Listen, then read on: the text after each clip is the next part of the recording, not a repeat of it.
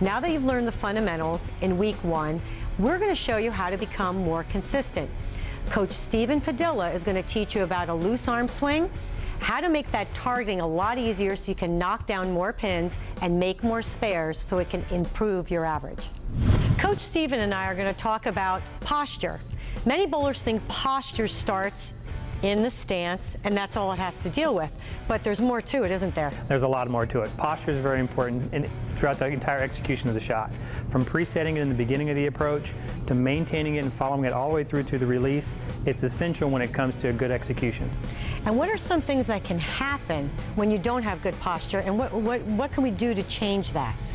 If you're not maintaining good posture, if you're not correcting it in the start of the approach, then it's easy for a bowler to either start to lean too far forward in their approach and start to tilt their body forward and lose balance. It's easy for a bowler to have the ball come up in the stance too high in the beginning of their start and have their posture too tall, so that again can throw their balance and their posture into an imbalanced position. So there's a lot of things that can cause inconsistency when it comes to posture. Now, what's one of the keys a bowler can have to make sure they keep their head steady throughout their approach? Looking at your target. Maintaining the focus on your target is one thing that will help balance your posture and maintain it throughout the entire approach. Now, does it make a difference whether we target at the dots or the arrows or the pins? Many bowlers have a different targeting system. Does that really matter? It doesn't. It's unique for every individual, so they've got their own system. But ultimately, whatever your system you're using, use the one that works for you. Whether it's any of those targets, it doesn't matter. So basically, a good start leads to a good finish. Exactly. Getting lined up to hit the head pin can be tough. We're going to give you a couple tips on how to use the locator dots on the approach to be able to hit the head pin more consistently. Coach, we're going to use Teresa here. If her target is the second arrow, which is the 10 board, approximately where would she stand on the approach? If Teresa's trying to line up to hit the second arrow, she needs to line her feet approximately 5 boards left of where her target line is going to be. So if she's going to hit the 10 board, she wants her footwork on the 15 board, or in this case, the third dot from the right-hand side. Now, there are a lot of locator dots on the approach. First dot being the 5 board, second dot being the 10 board, and the third being the 15. The big dot in the middle is 20. Kind of makes it easy to be able to get that counting a little more easy, whether you're left-handed or right-handed. For a left-handed bowler, what would they do on the left side? It's the same setup for the left-handed bowler. The dots on the left side of the lane are exactly the same as the ones on the right. So that bowler that's trying to hit the 10 board on the left side of the lane also wants to line up approximately 5 boards to the right now of where their intended target line is, or the 10 board. So they're going to be 5 boards to the right, or the 15 board on their side of the lane. The reason we have approximately 5 boards difference from where we line to where our target line is because from our ankle to the center of the ball at the release is approximately that 5 board distance. One of the misconceptions about bowling is that we have to really grab the ball and throw it down the lane, and we'd knock down more pins. Not so, right, Coach? We don't throw a bowling ball, we roll it. Comes all from the arm swing. What is the arm swing all about? Well, the arm swing is all about alignment. Getting ourselves set up, whether we're going to throw a strike ball and hit the head pin, whether we're going to shoot a spare and we're making an adjustment there, we want to make sure our arm swing is directly by our side throughout the entire approach. From the push away into the downswing and all the way through on the release, we want to make sure that ball is in line and headed toward our target for accuracy so that we can knock down the most pins. So making sure that our swing actually, what they say is tucked in or getting close to our body, will make us more accurate. Absolutely. Let's talk about arm swing alignment. We want to try and get as accurate as we can, and we want to go through the process of making sure that we have all the pieces in line so that our swing can be as accurate as possible. From the stance, from the starting position, our ball's placed in our bowling hand, and we want to make sure that we have the direction toward our target correct, meaning we want the ball to swing out in front of us, not too far. If we pull too far, the ball pulls us forward. We want to keep it in line with our target path, but just get it out in front of us. As it comes into the downswing, it's straight in line once again with our target. Into the backswing, same thing. We're still in line with our target path, and as we follow through, the same motion all the way by the side and through the release on that target path in the direction of whether it's the strike pocket, which would be the head pin, or whether it's a spare. It's still in line all the way through on the follow through. There's many things that can happen that can cause our alignment to be misled. If we start our push away and our direction is not toward our target, say it's over to our outside, then it's easy for us to lose our balance, possibly lose our posture. There's a lot of issues that can come from misaligning the beginning of your swing. So make sure and keep that swing slightly out and down in front of you, by your side, the top of the swing, and then back through, on line toward your target, and follow all the way through toward whether it's your head pin for the strike or the spare pins that you're aiming for. Keep that alignment in line with your target path, and you'll have no problem knocking down more pins. To teach you the number of the pins, we've brought the pins to you just a little closer so we can understand.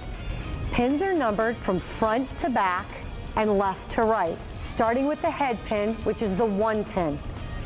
To the left of that is the 2 pin, 3 pin, 4 pin, 5 pin, 6 pin, 7 pin, 8 pin, 9 pin, 10 pin. It's really key for you to learn the numbers to the pins because you want to know what pins you're shooting at so you know to line up properly to make the spare. Hopefully you'll knock them all down in one shot and get that famous strike. A lot of bowlers, when they start, decide to look way down the lane, 60 feet away at the pins for their target. 60 feet? That's far. That's too far for me to even look. We got some other options. We have 2 sets of dots and some arrows that are a lot closer to you that would make it easier for you to hit your target. What do you think is the best target to choose for people that are just starting out? Yeah, when you're just starting out, the most predominant area that we find bowlers targeting is going to be right around the arrows. They're about a quarter of the way from the foul line toward the head pin. They're a good distance to be able to monitor exactly where your ball's going to roll over, and it's an easy target to look at because it's so close to that foul line. It's not all the way down at the pins, it's only a quarter of the way down there, so it's easy for bowlers to see. That's a great tip. Using the arrows will definitely bring that target a little bit closer to you and help you to roll the ball instead of throwing it. Teresa's lined up with her shoulder so that she can aim over the second arrow. As she goes through her approach, she's just going to make sure she keeps her shoulder in line with that target path so that when she follows through, the ball rolls right across that target, the second arrow. Teresa's realigned herself on the approach now to shoot at a 10 pin. She's realigned her shoulder so that it goes over the 4th arrow and follows the path toward that 10 pin. She knows that not every shot she throws is going to hit exactly that same spot. The more she practices, the closer she's going to get to repeating that correct target accuracy. What are 2 tips we can give the bowlers to make them more consistent with hitting that target? 2 big things. Number 1, when you're following through, make sure your hand is steady and still. We don't want to see the hand start to rotate one way or the other. We want to keep it as straight as we can going toward our target line. The second thing would be our head positioning, making sure our head is steady and straight toward our target line and toward our path. Making sure that it is stable will also allow us to have a nice, smooth, straight swing toward our target. So one of the things we've been talking lesson after lesson is all back to the fundamentals. From your starting position, everything kind of goes one right after another, and keeping that head steady and following through the target with a good, steady hand is really going to help with accuracy. Those are important, and those are necessary when it comes to knocking down more pins. It's amazing how many targeting options we really have in the sport of bowling. I hear so many people saying, somebody told me to look at the pins, somebody told me to look at the dots, somebody told me to look at the foul line, but really, it's a personal preference. Exactly right. Everybody's going to do the targeting system their own way, and that's important when it comes to developing your targeting system. Make it your own, make it personal. Make sure that you know what you're looking at so you can follow that system. Now, one of the keys that I heard you say to Teresa is it's important about where that shoulder is lined up, your ball, the ball side shoulder. It's important. Make sure you align that ball side shoulder to whatever your target system is, whether you're looking at the dots, the arrows, if you're even targeting the pins, make sure you've got that ball side shoulder in line with where you want the ball to go. So there's not really a strict right or wrong for targeting. It's your choice. Go out there and have some fun.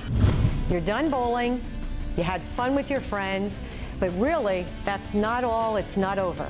Not yet. You still need to finish up your complete exercise that you've done by cooling down.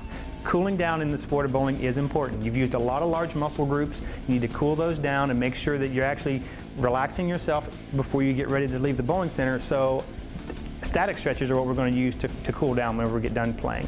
And remember, that's an important part to make sure that you don't get an injury. Here's an example of some static stretches that will help you once you finish bowling. We'll start with wrist flexions and extensions. We simply grab onto the wrist and flex it both directions, up and down. Do this to both sides. We also reach over and pull the arm across the body, flexing the shoulder. Once again on both sides. We can simply do a side bend. We lean our body down to one side, stretch the large muscles of the core, again on both sides. And to get the larger muscle groups, we can do a quad stretch. We pull our foot up behind our back, and we do this once again on both sides. These exercises can easily help prevent injury. Well, bowlers, you're getting a lot of information in these first 2 weeks. Don't forget what you learned today. Keep that swing next to your body. Think about your elbow being next to your body throughout your release. Keep those eyes on your target. It's really important to watch your ball roll over the target to either get to that head pin or make the spare. And remember, your head is steady throughout your approach. This will make you more consistent. For more information, don't forget, check your reference guide.